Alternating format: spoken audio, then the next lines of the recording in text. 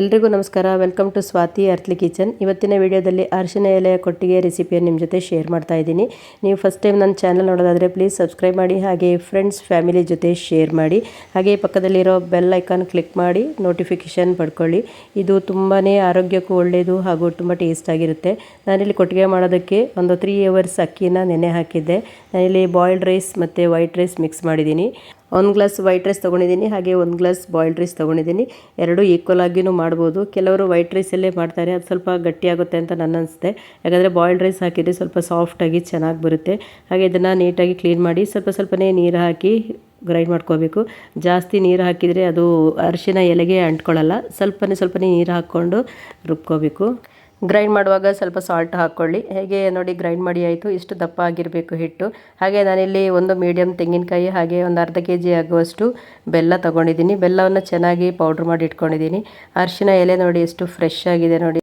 ಎಲೆ ದೊಡ್ಡದಾದಷ್ಟು ಚೆನ್ನಾಗಿರುತ್ತೆ ನಮಗೆ ಹಿಟ್ಟು ಹಾಕ್ಕೊಳ್ಳೋಕ್ಕೆ. ಹಾಗೆ ಇದು ಅರಿಶಿನ ಕೊಂಬನ್ನು ಒಂದ್ಸರಿ ನೀವು ಪಾಟಲ್ಲಿ ಅಥವಾ ಮಣ್ಣಲ್ಲಿ ಹಾಗೆ ಇಟ್ಟರೆ ಎವ್ರಿ ಟೈಮ್ ಅದು ವರ್ಷಲೂ ಸ್ವಲ್ಪ ಮಳೆ ಬಿದ್ದರೆ ಸಾಕು ಹಾಗೆ ಬರುತ್ತೆ. ಅದಕ್ಕಿಂತ ಮುಂಚೆ ಎಲೆನೇ ಕಾಣಿಸಲ್ಲ, ಅದು ಇದೆಯಾ ಇಲ್ವ ಅಂತಲೇ ಕಾಣಿಸಲ್ಲ, ಅಷ್ಟೊಂದು ಅದರ ಮಣ್ಣಿನ ಅಡಿಯಲ್ಲಿ ಇರುತ್ತೆ ಅದರ ಗೆಡ್ಡೆಗಳೆಲ್ಲ. ಹಾಗೆ ಇದರದ್ದು ತುದಿ ಸ್ವಲ್ಪ ಕಟ್ ಮಾಡಿಕೊಂಡು ನೀಟಾಗಿ ಒರೆಸ್ಕೋಬೇಕು. ಯಾಕಂದರೆ ಮಳೆ ಬಂದಮೇಲೆ ಅದು ಮಣ್ಣೆಲ್ಲ ಸ್ವಲ್ಪ ರಟ್ಟಿರುತ್ತೆ. ಸ್ವಲ್ಪ ಕ್ಲೀನಾಗಿ ನೋಡ್ಕೊಂಡು ಅದನ್ನು ವಾಶ್ ಮಾಡ್ಕೋಬೇಕು. ನಮ್ಮ ಮಂಗಳೂರು ಕಡೆ ಎಲ್ಲರ ಮನೆಯಲ್ಲಿ ಅರಿಶಿನ ಎಲೆ ಇದ್ದೇ ಇರುತ್ತೆ. ಅದನ್ನು ನೋಡಬೇಕಿದ್ರೆ ಅದ್ರದ್ದು ತಿಂಡಿ ಮಾಡಬೇಕು ಅಂತ ನೆನಪಾಗುತ್ತೆ.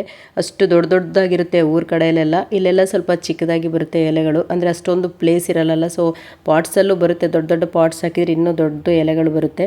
ಹಾಗೆ ಇದನ್ನು ಕ್ಲೀನಾಗಿ ವಾಶ್ ಮಾಡಿಕೊಂಡು ಕೈಯಿಂದ ಒರೆಸ್ಕೋಬೇಕು ಒಂದು ಬಟ್ಟೆಯಿಂದ.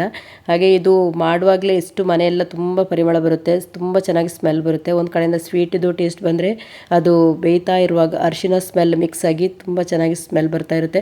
ಹಾಗೆ ಕೆಲವರು ಇದಕ್ಕೆ ಏಲಕ್ಕಿ ಕೂಡ ಮಿಕ್ಸ್ ಮಾಡ್ತಾರೆ, ಅದನ್ನು ಫ್ಲೇವರ್ ಚೆನ್ನಾಗಿರುತ್ತೆ. ಇವಾಗ ಎರಡನ್ನೂ ಒಂದ್ಸರಿ ಚೆನ್ನಾಗಿ ಮಿಕ್ಸ್ ಮಾಡ್ಕೋಬೇಕು. ಸ್ವಲ್ಪನೇ ಹಿಟ್ಟು ತಗೊಂಡು ಕೈಯಿಂದ ಈ ಥರ ನೀಟಾಗಿ ತೆಳುವಾಗಿ ಮಾಡಬೇಕು. ಅದರ ಸೆಂಟ್ರಲ್ಲಿ ಕಾಯಿ ಮತ್ತು ಬೆಲ್ಲದ ಮಿಕ್ಸ್ ಮಾಡಿ ಬೇಯೋದಕ್ಕೆ ಇಡಬೇಕು. ಅದು ಸೆಂಟ್ರಲ್ಲಿ ಕಚ್ಚೋದಕ್ಕೆ ತಿನ್ನುವಾಗ ತುಂಬ ಚೆನ್ನಾಗಿರುತ್ತೆ ಟೇಸ್ಟ್. ಒಂದ್ಸರಿ ಟ್ರೈ ಮಾಡಿ ನೋಡಿ. ಇದು ಹೆಲ್ತಿಗೂ ತುಂಬ ಒಳ್ಳೆಯದು. ಇದು ಸೀಸನ್ ರೆಸಿಪಿ ತಿಂಡಿ ಅಂತಲೇ ಹೇಳ್ಬೋದು. ಯಾಕಂದರೆ ಎಲ್ಲ ಸೀಸನಲ್ಲಿ ಈ ಎಲೆಗಳು ಸಿಗಲ್ಲ. ಸೊ ಯಾವ ಸೀಸನಲ್ಲಿ ಏನೇನಿರುತ್ತೆ ಅದನ್ನೆಲ್ಲ ನಾವು ತಿಂತಾ ಇರಬೇಕು ಆವಾಗ. ಯಾಕಂದರೆ ಇದು ನಮಗೆ ನೇಚರಿಂದ ಬಂದಿರೋದು ಇದೆಲ್ಲ. ಸೊ ಪ್ರಕೃತಿಯಿಂದ ಬಂದಿದ್ದೆಲ್ಲ ಹೆಲ್ತಿಗೆ ಒಳ್ಳೆಯದು ಅಂತ ಹೇಳ್ತಾರೆ ಮೊದಲಿಂದಲೇ. ಸೊ ನೀವೊಂದ್ಸರಿ ಇದು ಟ್ರೈ ಮಾಡಿ ನೋಡಿ. ಎಲೆ ಚಿಕ್ಕದಾದ್ದಕ್ಕೆ ಸ್ವಲ್ಪ ಈ ಥರ ಫೋಲ್ಡ್ ಮಾಡಿ ಇಡ್ತಾ ಇದ್ದೀನಿ. ಇನ್ನೂ ಚಿಕ್ಕದಿದ್ದರೆ ಬಾಳೆ ಎಲೆಯಲ್ಲಿ ಇಡ್ತಾರೆ ಕೆಲವರು. ಬಾಳೆ ಎಲೆ ಅಡಿಗಿಟ್ಟು ಅದ್ರ ಮೇಲೆ ಅರಿಶಿನ ಎಲೆ ಹಾಕಿ ಆ ಥರನೂ ಮಾಡ್ಬೋದು. ನಾನೀಗ ಒಂದು 20-25 ಆಗುವಷ್ಟು ಮಾಡ್ತಾಯಿದ್ದೀನಿ. ಯಾಕಂದರೆ ಸಂಜೆ ಮಕ್ಕಳು ಸ್ಕೂಲಿಂದ ಬರಬೇಕಿದ್ರೆ ತುಂಬ ಇಷ್ಟಪಟ್ಟು ತಿಂತಾರೆ. ಅಷ್ಟು ಘಮ ಸ್ಮೆಲ್ ಬರ್ತಾ ಇರುತ್ತಲ್ವ. ಸೊ ಇದೆಲ್ಲ ಮಕ್ಕಳು ಬರೋ ಟೈಮಿಗೆ ತುಂಬ ಚೆನ್ನಾಗಿರುತ್ತೆ. ಹಾಗೂ ಈ ಮಳೆ ಸೀಸನಲ್ಲಿ ಬಿಸಿಯಾಗಿ ತಿನ್ನೋದಕ್ಕೆ ತುಂಬ ಟೇಸ್ಟ್ ಆಗಿರುತ್ತೆ. ಇದನ್ನು ಒಂದು 20 minutes ಬೇಯಿಸಿದರೆ ಸಾಕು ನೋಡಿ. ಹಾಗೆ ಇಡ್ಲಿ ಪಾತ್ರೆಯಲ್ಲಿ ಸ್ವಲ್ಪ ನೀರು ಹಾಕ್ಕೊಂಡು ಈ ಥರ ಇಡ್ತಾ ಇದ್ದೀನಿ. ಇಡ್ಲಿ ಪಾತ್ರೆ ಇಲ್ಲಾಂದರೆ ಕುಕ್ಕರಲ್ಲಿ ಕೂಡ ಆಗುತ್ತೆ. ಕುಕ್ಕರಲ್ಲಿ ಸ್ವಲ್ಪ ನೀರು ಹಾಕಿ ಸ್ಟ್ಯಾಂಡ್ ಮೇಲೆ ಬೇಯಿಸ್ಕೋಬೇಕು. ಅದಕ್ಕೆ ವೇಟ್ ಇಡಬಾರ್ದು. ಹಾಗೆ ಮುಚ್ಚಳ ಮುಚ್ಚಿ 20 minutes ಬೇಯಿಸಿದರೆ ಕುಕ್ಕರಲ್ಲಿ ಕೂಡ ಆಗುತ್ತೆ. ನಾನು ಮುಂಚೆ ಇಡ್ಲಿ ಪಾತ್ರೆ ಇರಲಿಲ್ಲ, ಆವಾಗ ಕುಕ್ಕರಲ್ಲೇ ಮಾಡ್ತಾಯಿದ್ದೆ. ಆವಾಗ ಅರಿಶಿನ ಎಲೆ ನಮಗಷ್ಟು ಸಿಗ್ತಾ ಇರಲಿಲ್ಲ ಆವಾಗ, ಅದೇ ಮದುವೆ ಆದ ಟೈಮಲ್ಲೆಲ್ಲ. ಸೊ ನಾನು ಒಂದು ಸರಿ ತೆಗೆದ್ಮೇಲೆ ಮತ್ತೆ ಅದೇ ಎಲೆಯಲ್ಲಿ ಇಡ್ತಾಯಿದ್ದೆ. ಇವಾಗೆಲ್ಲ ಅದು ನೆನಪು ಬರ್ತಾ ಇದೆ ನನಗೆ. ನಿಮಗೆ ಈ ಥರ ಅರಿಶಿನ ಎಲೆ ಬೇಕಾದಲ್ಲಿ ನಿಮ್ಮ ಮನೆ ಹತ್ತಿರ ಇರುವ ಮಂಗಳ ಸ್ಟೋರಿಗೆ ಒಂದ್ಸರಿ ವಿಸಿಟ್ ಮಾಡಿ ನೋಡಿ. ಈ ಸೀಸನಲ್ಲಿ ಎಲ್ಲ ಶಾಪ್ಗಳಲ್ಲೂ ಅಂದರೆ ಮಂಗಳ ಸ್ಟೋರ್ಗಳಲ್ಲಿ ಎಲೆ ತಂದು ಇಟ್ಟಿರ್ತಾರೆ. ನೀವು ಒಂದ್ಸರಿ ಈ ಥರ ಟ್ರೈ ಮಾಡಿ ನೋಡಿ. ಇವಾಗ ಚೆನ್ನಾಗಿ ಬಂದಿದೆ. 20 minutes ಆಗೋಯಿತು ನೋಡಿ, ಎಷ್ಟು ಚೆನ್ನಾಗಿ ಬಂದಿದೆ. ಇದನ್ನು ಎಲೆ ತೆಗೆದು ಹಾಗೆ ನಾವು ಬಿಸಿಯಾಗಿ ತಿನ್ನೋದಕ್ಕೆ ಟೇಸ್ಟಾಗಿರುತ್ತೆ.